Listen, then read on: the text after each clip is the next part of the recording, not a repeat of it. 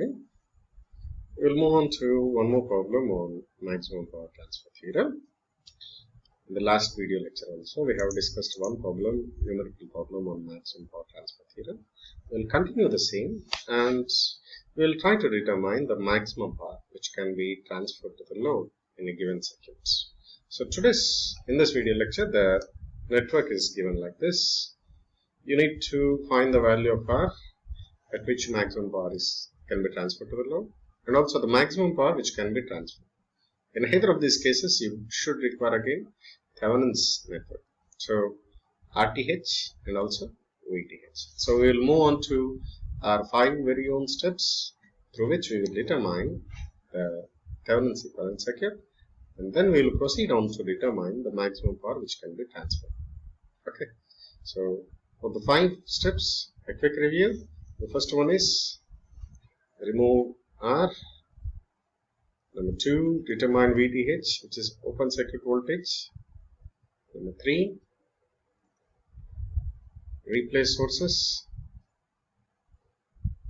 Number 4, determine equivalent resistance. We call it as Thevenin's resistance. And finally, RTH in series with VTH. These are the 5 steps which we follow in Thevenin's theorem. But here we do require up to 4 at least, right? If we do have the values of VTH and RTH, we can calculate the maximum power which can be transferred. So first of all, let us remove this resistance. You can see this here. It has been removed, and this is your open circuit voltage, which gives you your Thevenin's voltage. Okay. So when I'm drawing this one, see, you can determine what. First of all, let's go with the nodal analysis. We need to determine open circuit voltage, right? So as usual, starting with the nodes and their voltages, I'll take this as 0. So I'll take this one also will be 0. So this is also 0. So automatically this will become, this is a voltage source, right? So this will become 4. This, I don't know. So I'll take it as V1. This, I'll take it as VA, okay? So this one I'll take it as VB, and Vx is same as VB, okay? So this is VB itself. And see, this is 0, so here it will be -6, isn't it? Because there is a voltage drop of 6 volts, right? And this is at higher potential, so I'll take it as -6. So now we will try to apply nodal analysis. How many effective nodes are there? 1 and 2. At node 1, if you carefully see, how many paths are there? 1, 2 and 3. At node 2, how many paths are there? This is 1, 2 and 3. So let us try this one. At node 1. So at node 1, I'm taking this one as VA, and this is already open circuited. How many paths are there? 1, 2 and 3. So this is already 4. This is 0, right? So VA minus 4 by 1.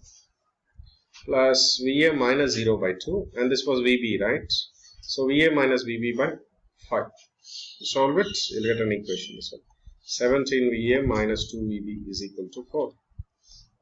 The second equation is, at this node, this was VB, this was VA, and this was already open circuited, and this is 0, right? So how many paths? 1, 2 and 3.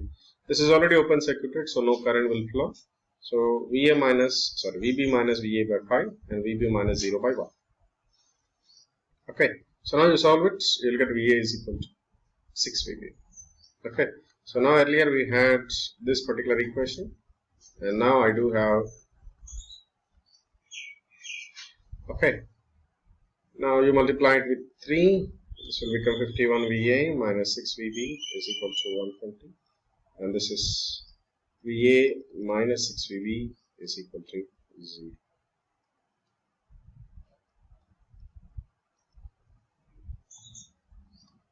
So I'll get 50 VA is equal to 120. So VA is equal to 120 by 50. It is 2.4 volts. Similarly, VB is 0.4.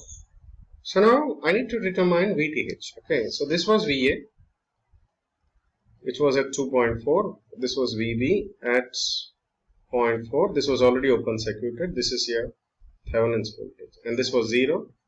So automatically this will become -6 and this will become 0.4, right? no drop here, but here there is a drop of 6, so I have taken minus 6. So VTH is 0.4 minus of minus 0.6. Sorry. Vx is 0.4. This is x. This is Vy. It is minus 6. So VTH is Vx minus Vy. 0.4 minus of minus 6. I'll get 6.4 volts. So VTH is 6.4. This is your second step. Now moving on to third step now. Third step is you should replace all the sources with their internal resistances, right? This should be open circuited, and the sources, both are voltage sources, you need to short them. So I am shorting these two sources. See, shorted, and this is also shorted, and this element is open circuit. This is your equivalent circuit. Now you need, step number 4 is determining equivalent resistance. You can easily say, first of all, see, I'll start the current from here. This is one path, this is another path, and this is another path. See, these two are in parallel. For that one, this will be in series, and again, for that one, this will be in parallel. Right. So, first of all, 2 and 1 in parallel. To that one, 5 in series, and to that one, 1 in parallel. If I solve it, you'll get 0.852. Okay. So, now I do have this RTH value also.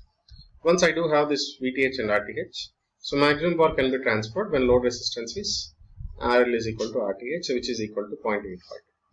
And maximum power that can be transferred to the load is VTH square by 4 RTH, and that is 6.4 square by 4 into 0.85. This is your 12.0158. This is the maximum power which can be transferred to the load. Okay. So now I hope that you are coming to a stage where you can compute the maximum power which can be transferred to the load. And this is a homework for you. I have given you one current source, the other one is a voltage source. So you follow the same 4 or 5 steps which I have been following. You determine VTH and you determine RTH, and then you try to solve the problem. Okay, thank you, and we'll discuss again in the class some more problems in the daily class. Thank you.